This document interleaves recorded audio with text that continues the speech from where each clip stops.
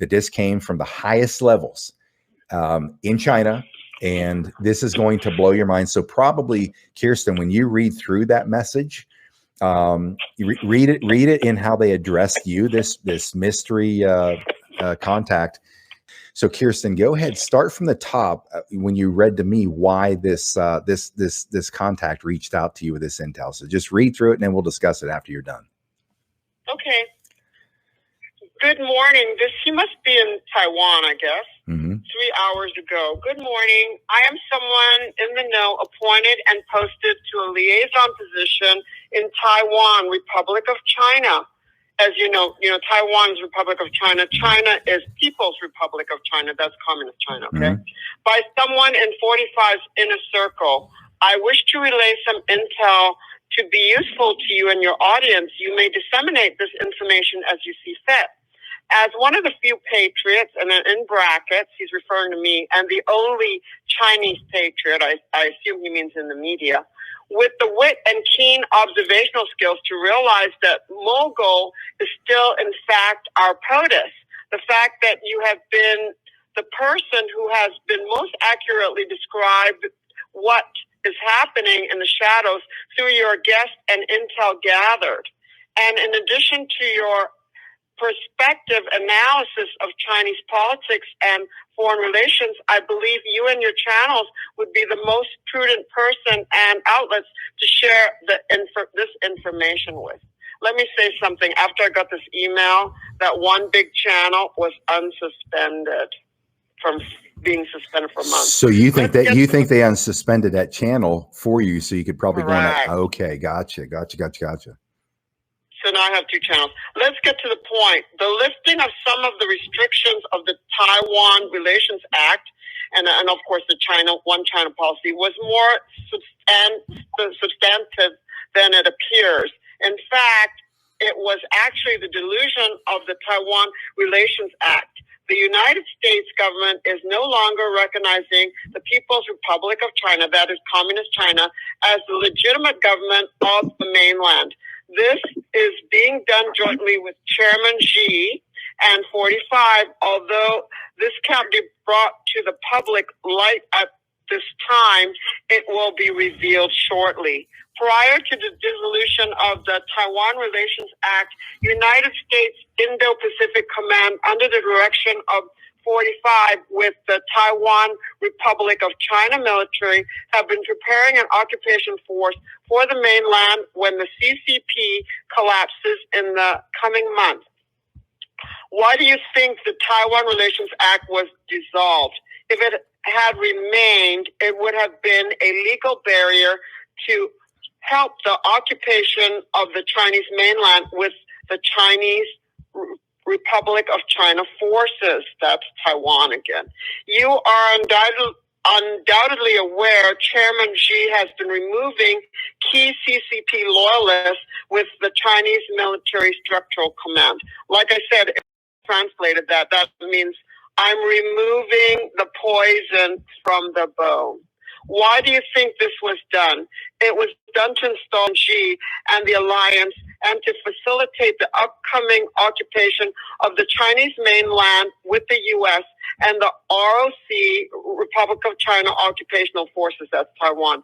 In the coming months, Chairman Xi will be dissolving the People's Republic of China, stepping down from the CCP leadership and using the Chinese forces to keep order and the Chinese economy from collapsing while the U.S. and the Republic of China, Taiwan, forces install a provisional government led by the Taiwan Republic of China. All of this will be done peacefully, as it will not be that dissimilar to what happened in the former USSR, that's Russia, when it collapsed. 45 remains firmly in control of what is important and our assets.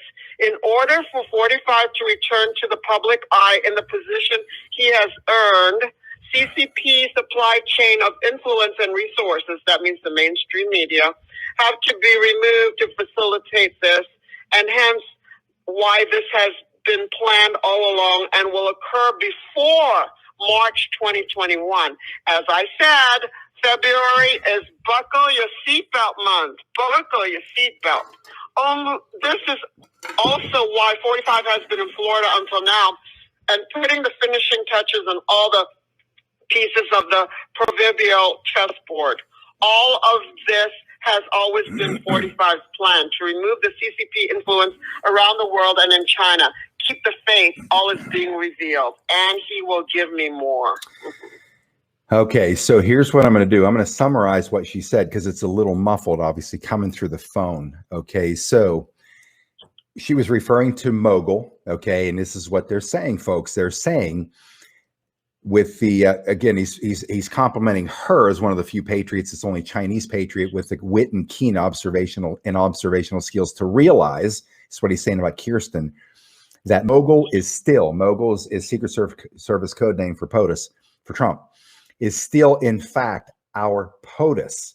And Kirsten, is the one who's been most accurately describing everything that's going on here in the shadows through the guests, through the intel that she has gathered. And that's probably why we connected up, because she and I have the same, we have the same vision of what's happening. And when Kirsten, you reached out to me, you're like, you're the male version of me. We see the same thing here. Our analysis is the same thing, but what they're telling her is that her perceptive analysis of Chinese politics and foreign relations is absolutely dead on. Now, here's what's interesting.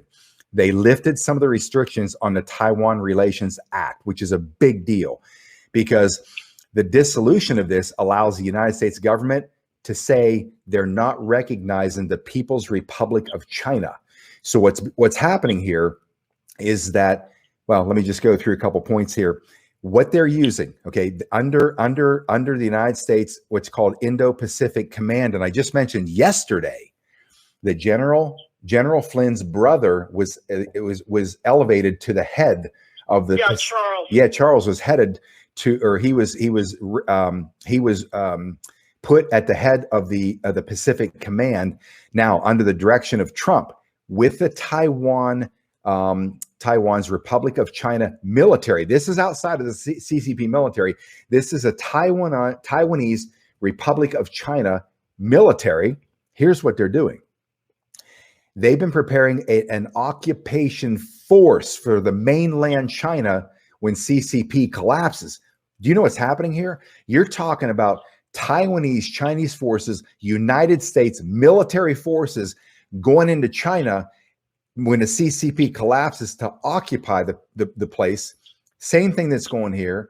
We've been worried about Chinese forces, 75,000 in Canada, worried about them launch an invasion on U.S. soil.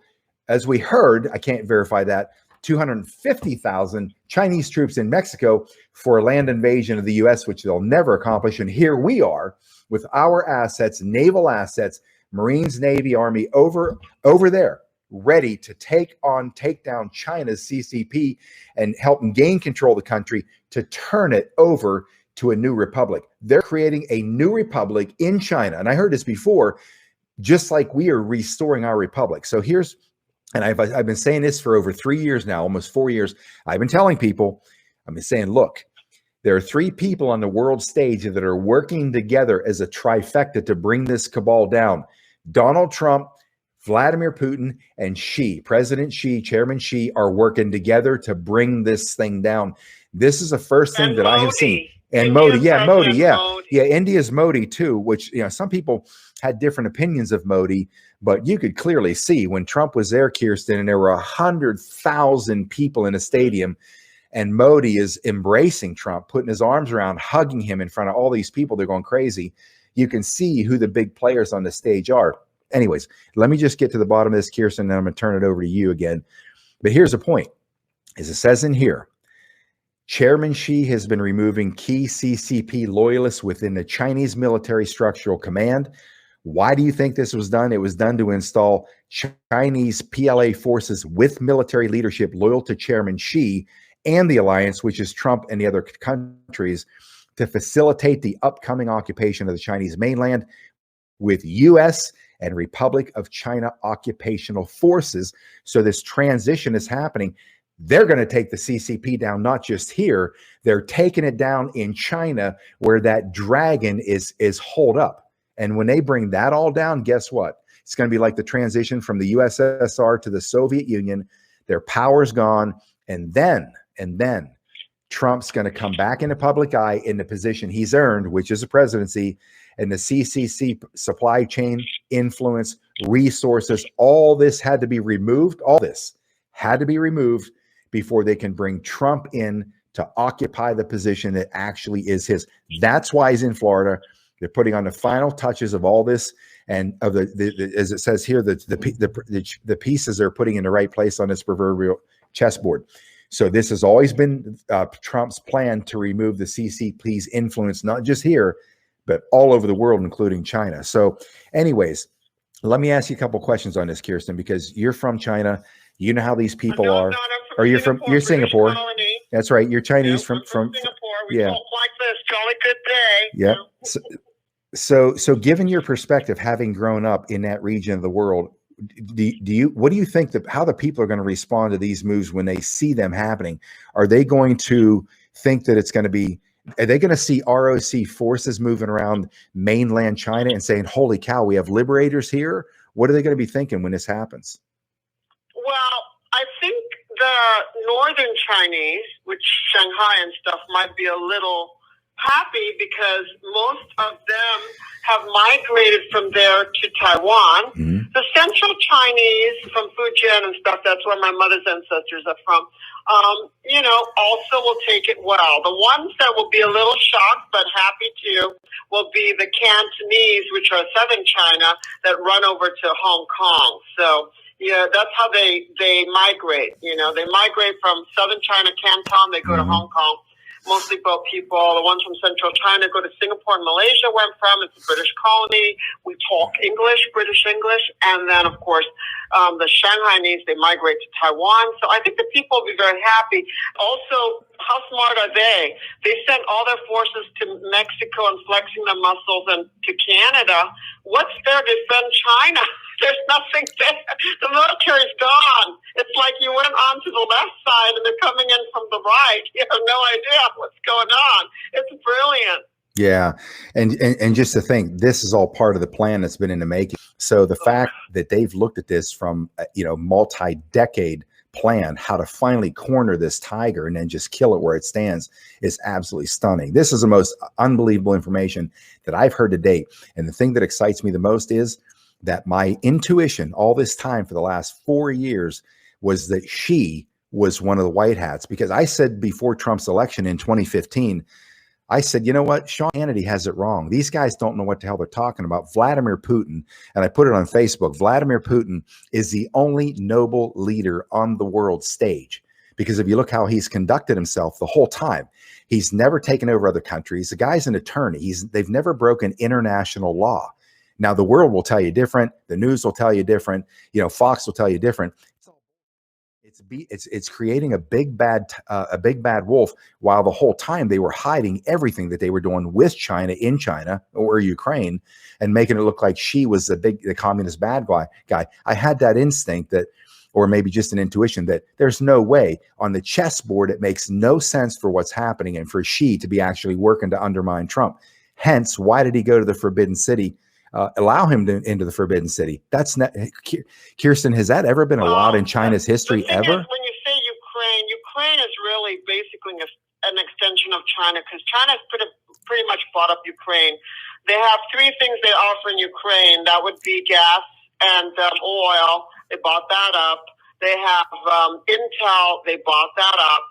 And they have plane. They have they make planes. They bought that up too. So when the Chinese intel from Mouse Kwok, who is Mr. Steve Bannon's billionaire, his guy gives it out and says Biden got $4.5 billion. That would be the amount that he got from China and Ukraine, that's owned by China pretty much. China pretty much bought up most of Ukraine, $4.5 billion. That includes money that they get from killing off their own billionaires and then having Biden help them with the assets in America to seize those assets, and they give them a cut just like the mafia does for helping them seize the American assets of the Chinese billionaires, like the guy that was in CESC, that energy company that Mr. Hunter was in. Those assets were all divided up too. Mm-hmm. So, yeah, I mean, they've been buying up a ton of stuff here. It's been pretty obvious to the world. But anyways. But they're going to lose it all. Pardon me? Yeah. Yeah, they're going to lose it all. They're going to lose it all. they're going to lose it all. Yeah, they're going to lose it all. They're going to lose it all. Yeah, because of the executive order. They are just pushing too hard. They want Taiwan so badly, and they're not looking at in their own front door, and all their troops are gone. Trying to take over Taiwan when Taiwan's going to help America occupy communist China. Yeah, bring it on. Yeah. So now this source, obviously, its source is going to continue to bring you some intel. Am I right? Correct. I have about 4 sources, so that would be number 4. Yeah. Anyways, Kirsten, I really appreciate you coming on tonight and sharing this information. It's pretty wild stuff. Absolutely wild stuff.